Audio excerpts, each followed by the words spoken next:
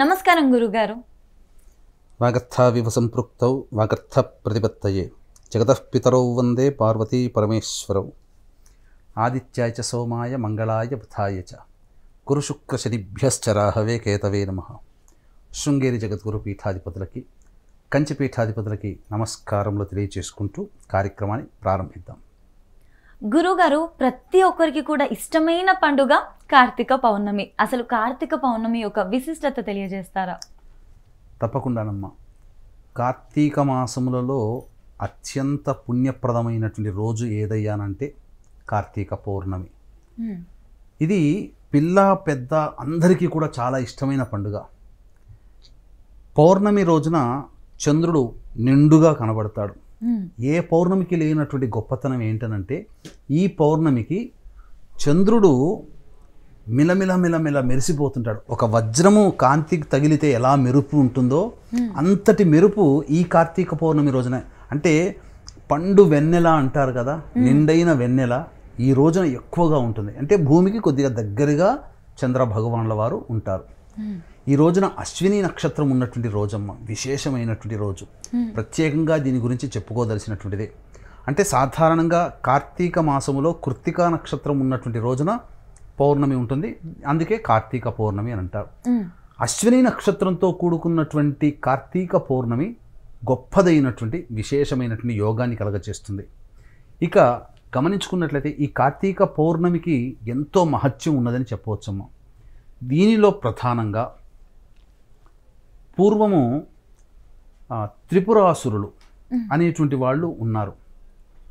అంటే రాక్షసులు, వాళ్ళిద్దరూ ఒక ముగ్గురు రాక్షసులు అన్నదమ్ములు, వాళ్ళిద్దరూ కూడా. ఆ ముగ్గురు అన్నదమ్ములు శివుడి గురించి ఘోరమైనటువంటి తపస్సు చేస్తూ అందున ప్రతిరోజు కూడా 1000 తామర పుష్పాలతో పూజ చేసేవాళ్ళు. ఇలా నిరాటంకంగా. ఒక రోజున పరమేశ్వరుడు వీరి యొక్క సంకల్పాన్ని, భక్తిని మనకు పరీక్షించాలనే ఉద్దేశ్యంతో ముగ్గురి యొక్క పాత్రల్లో ఉన్నటువంటి ఒక్కొక్క తామర పుష్పం పక్కకు పెడతాడు. మొత్తం 999 అనేటువంటిదే వస్తుంది సంఖ్య. ఒకటి తగ్గుతుంది.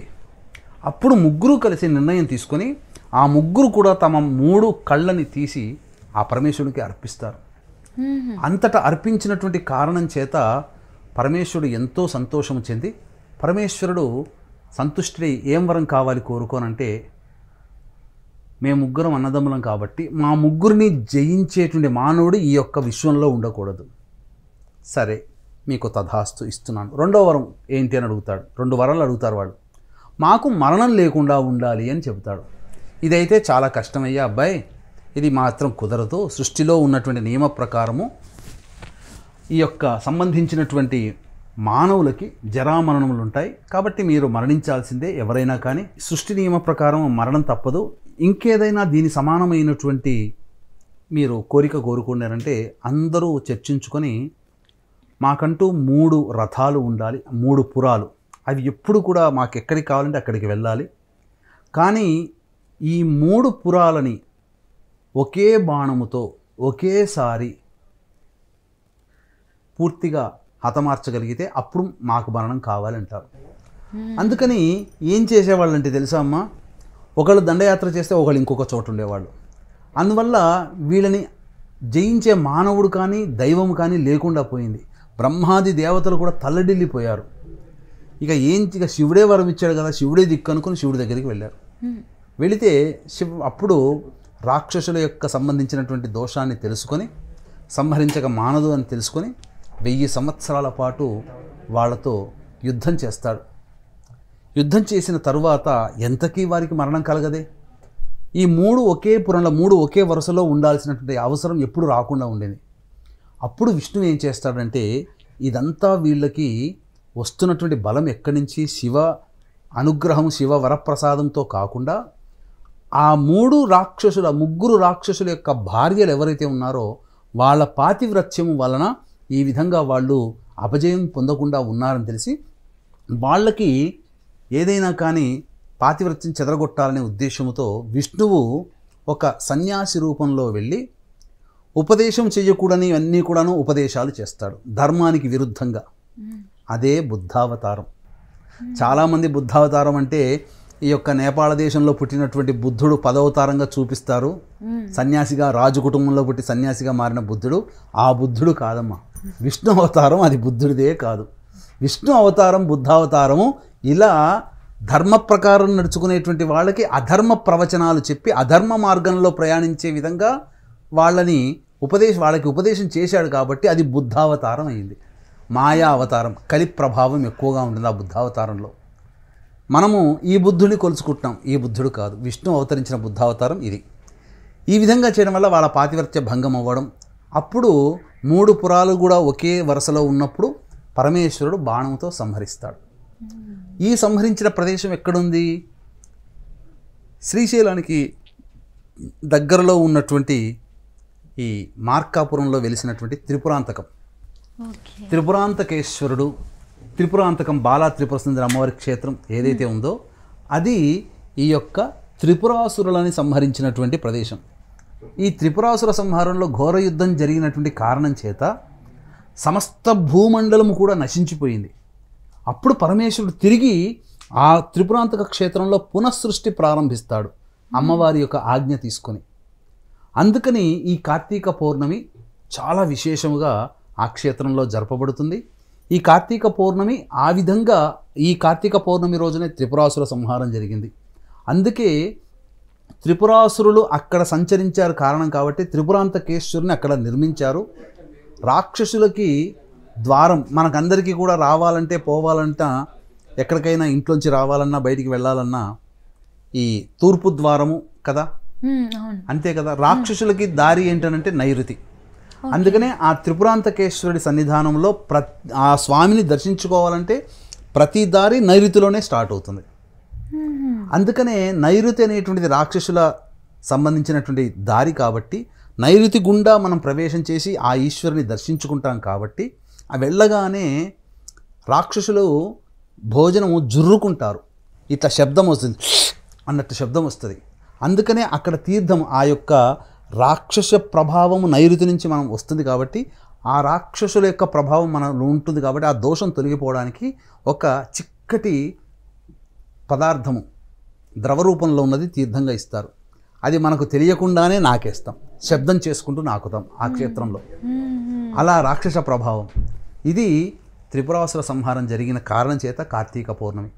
అంతేకాకుండా ఈ కార్తీక పౌర్ణమి రోజున ప్రధానంగా దీపారాధన, వృషోత్సర్జనం, సుబ్రహ్మణ్య స్వామి ఆరాధన, ముఖ్యంగా అరుణాచల క్షేత్రంలో దీప ప్రజ్వలనం అనేటువంటిది చేస్తారు.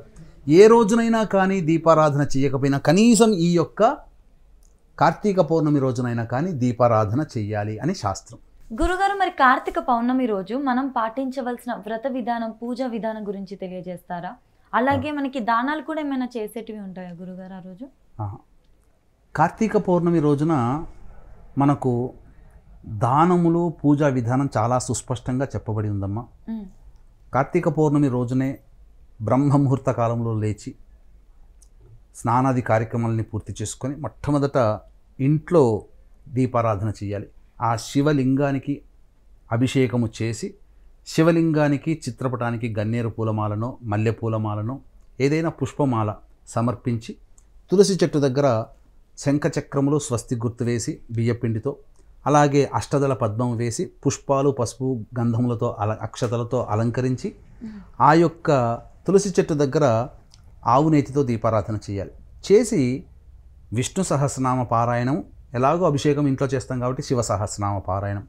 ఆ రోజంతా కూడాను శివనామ స్మరణ చేసుకుంటూ ఉపవాస నియమాన్ని పాటించాలి. మధ్యాహ్నం ఎట్టి పరిస్థితుల్లో నిద్రపోకూడదు. ఇక సాయంకాలం ప్రదోషకాల సమయానికి చేరుకొని నవగ్రహాల చుట్టూ శివాయ నమః అంటూ 27 ప్రదక్షిణలు చేసి, అలాగే ఆ దేవాలయంలో ఉన్నటువంటి రావి చుట్టూ కూడా శివాయ నమః లేదా నారాయణాయ నమః అంటూ ప్రదక్షిణలు చేసి ఆ యొక్క రావి చెట్టు దగ్గర ఒక 1/4 కిలోనో ఎంతో అయినా కానీ 2-3 తమలపాకులు పెట్టి దాని మీద నల్ల నువ్వులు వేసి దాని మీద 2 ప్రమిదలు పెట్టాలి. ప్రమిద మీద ప్రమిద పెట్టి 3 ఒత్తులు వెలిగించి నువ్వుల నూనెతో కానీ ఆవు నెయ్యితో కానీ దీపారాధన చేయాలి. ఈ విధంగా చేసిన తర్వాత ప్రదోషకాల సమయంలో ఈశ్వరునికి సంబంధించినటువంటి పూజా విధానం కూడా జరుపుకోవాలమ్మా. వీక్షించేటువంటి ప్రేక్షకులు ఇక్కడ యూటీవీ డివోషనల్ ప్రేక్షకుల గమనిక, ఈ యొక్క కార్తీక మాసంలో మహా ఉత్కృష్టమైనటువంటి రోజు, గొప్పదైనటువంటి పుణ్యాన్ని ప్రసాదించేది కార్తీక పౌర్ణమి, నవంబర్ 5వ తారీఖు. ఈ కార్తీక పౌర్ణమి సందర్భంగా నవంబర్ 6వ తారీఖు రోజున పద్మక యోగము ఉన్నటువంటి రోజున సుప్రసిద్ధ మహిమాన్విత కాశీక్షేత్రంలో మీ జాతకరీత్యా కలుగు విద్య, వివాహ, ఉద్యోగ, దాంపత్య, సంతాన, అనారోగ్య సమస్యల నివారణకి, అలాగే శని భగవానుడు మీనరాశిలో సంచరిస్తున్న కారణం చేత మేష, మిథున, కర్కాటక, సింహ, కన్య, వృశ్చిక, ధనస్సు, కుంభ, మీనరాశిలో జన్మించిన వారికి శనిదోష నివారణ హోమాలు, మరియు అక్టోబర్, నవంబర్ నెలలో గురు భగవానుడు, రవి, శుక్ర, బుధ గ్రహాలు కూడా మారుతున్న కారణం చేత 12 రాశుల వారికి కూడాను సమస్యలు, ఇబ్బందులు తప్పవు. కాబట్టి ఈ యొక్క అన్ని రకాల దోషాల నివారణ కోసమై సర్వదోష నివారణ పూజలు, హోమాలు జరిపించి శక్తిపాతము చేసినటువంటి కరుంగలి మాల మీకు ఇవ్వడం జరుగుతుంది. అవకాశం ఉన్న వాళ్ళు కార్యక్రమ తదనంతరం కాంటాక్ట్ చేసి స్క్రీన్పై కనిపిస్తున్న నెంబర్కి కాంటాక్ట్ చేసి మీ గోత్రనామాలు నమోదు చేసుకోవచ్చు. అలాగే కార్తీక అమావాస్య 20 నవంబర్ తేదీన శ్రీశైల క్షేత్రంలో, 4 డిసెంబర్ దత్త పౌర్ణమి రోజున దత్తక్షేత్రంలో కూడా ఇలాంటి సర్వదోష నివారణ పూజలు జరిపించడం జరుగుతాయి. ఈ కార్యక్రమంలో కూడా మీ గోత్రనామాదులు నమోదు చేసుకోవచ్చు.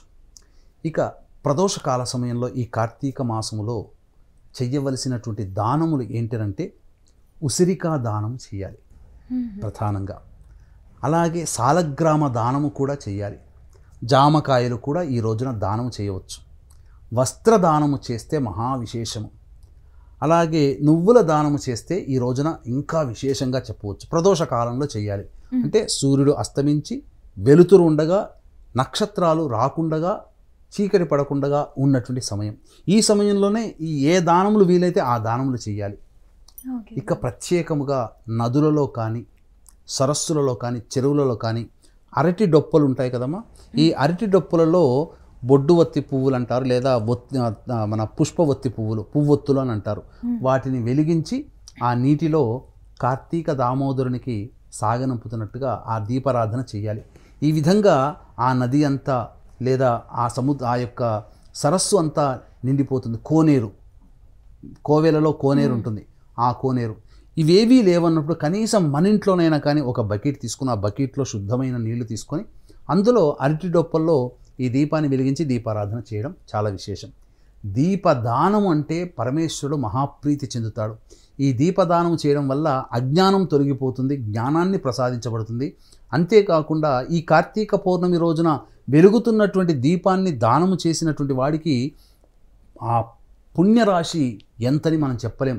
ఈ కార్తీక పౌర్ణమి రోజున విశేషం ఏంటంటే ఆ యొక్క దీప కాంతిలో పయనించినటువంటి పురుగు ఏదైతే మాడి మసైపోతుందో ఆ యొక్క జీవికి స్వర్గప్రాప్తి కలుగుతుంది. ఇది విశేషంగా చెప్పబడి ఉంటుంది. అంతటి మహత్యం దీపారాధనకున్నది. అంటే దీపకాంతిలో మాడి మసైన జీవికే అంతటి ఉంటే ఆ దీపారాధన వెలిగించినటువంటి వ్యక్తులకి ఎంతటి పుణ్యం కలుగుతుంది ఆ రోజున. అందుకనే అన్ని దేవాలయాల్లో కూడా మీరు చూసుకుంటేనమ్మా దీపాలు చేస్తారు. ఈ రోజున ఆకాశ దీపం అనేటువంటిది చెయ్యాలి. నందా దీపం ఎవరైతే వెలిగిస్తారో వాళ్ళకందరికీ కూడా తప్పకుండా దేవతానుగ్రహం పొందుతారు. అంతేకాకుండా ఈ రోజున వృషోత్సర్జనం అనేటువంటిది చేయాలి. అంటే ఏంటి వృషోత్సర్జనం అంటే? ఆవుకి ఎద్దుకి అది పూజా విధానం అనేటువంటిది చేసి అచ్చుగుద్దు వేసి ఎద్దును వదిలిపెట్టడం లాంటిది. ఇది చేయడం వల్ల సమస్త పితృలోకంలో ఉన్న వాళ్ళందరూ కూడా సంతృప్తి చెంది వాళ్ళ యొక్క కోరికలు